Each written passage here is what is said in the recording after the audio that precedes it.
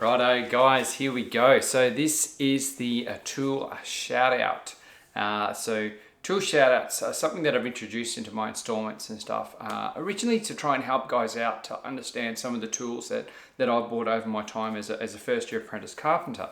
The tools that have come in handy, things that I've utilized and I can give a little bit of opinions about and that sort of thing. And yeah, I just wanted to share that with you guys. So on that note, what I'm going to start doing is pulling the tool shout outs out of the installments and doing them individually. Just so that if guys are just interested in the tool side of things and not me jabbering on about my house renos or whatever else is going on, yeah, you can just focus on the tool shout outs and they're going to be a couple of minutes long, brief run through on particular tools and stuff, the trade, things that I've used, and yeah, you might have some questions you want to put through to me, that sort of stuff. So yeah. Today we're going to do a number one tool shout out, and yeah, is it a square triangle or a triangle square? Righto guys, so yeah, today, if you haven't already guessed it, we're going to have a chat about squares or triangles. Square triangles, triangle squares. You get the idea. Very commonly used in the carpentry industry at the moment is your speed squares. Now, I've obviously got the big 12-incher here. Look, not a necessity to have, but I was cutting sleepers the other day, and it is a fantastic little piece of kit to do that sort of job. So, and any boards that are 250 wide, that sort of stuff, this is great for it. So that's why I bought the big square. Helps with the straighter cuts, because I'm still learning how to cut straight with the saw freehand. Okay, so speed square is great. And this one. And this is my go-to square. So this is the square that sits on my tool belt, ready to go. All right. It is very handy, I find. Obviously, utilizing it stays square, it doesn't knock out a square, that sort of thing. But I utilize it a lot for a notepad. Okay. So this little section here, this flat piece here, I often have painted. Okay. And using the Pica pencils, quite easily writes on it. And it just sits in my nail bag upright, and I can take notes for measurements and stuff that I don't get shouted at or something like that. So it's that instant sort of, I have a notepad ready to go. I've got something to write on straight away. The chippies sort of fire at me a measurement, I can write it down straight away because my memory is rubbish. I've got to write things down or else I forget them. So yeah, as soon as they fire a measurement at me, away you go. Or if you're trying to work something out yourself, so you're taking measurements, multiple measurements to do multiple cuts, throw it down on your speed square. It's a handy little thing to have, guys. I don't know whether you're all doing it, but yeah, I think Reggie was doing it the other day, the other apprentice. It's really cool. All right, guys, speed square.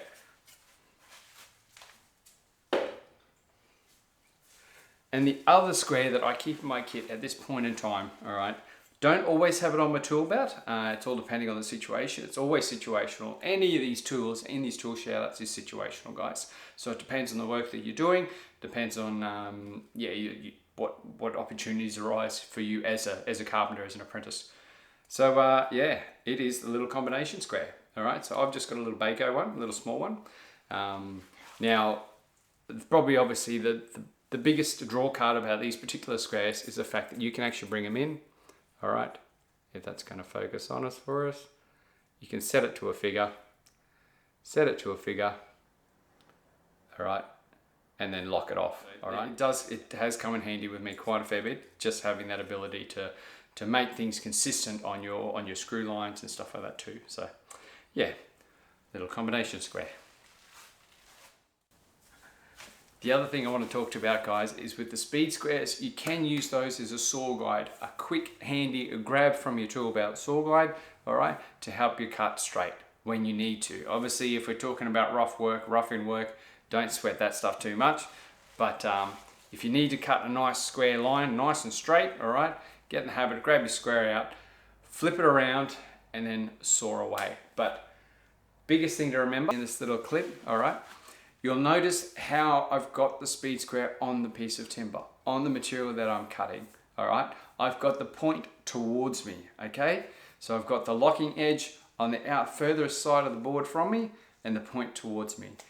The reason why, and this is something I didn't really think about, all right, is that it gives you the longest point for your base plate from your saw to work off. So your saw measures up there, it helps it get nice and square, and away you go. Whereas if you go the other way, you don't have any overhang to help your saw line up for that initial cut, all right, and you can jump out a little bit. So yeah, that's the preference that I have, and it's actually something that Jaden showed me. He showed me that one very early on in my apprenticeship, and from there ever since I've always cut like that. So, and I can see why, I understand why. So yeah, rightio guys, that's it for a tool shout out today. Build on Legions, get stuck in, have crackers of weeks. If you've got any questions, hit them in the comments, hit a like, hit a subscribe, and yeah, all the best, eh? Take care guys, we'll chat again soon, bye.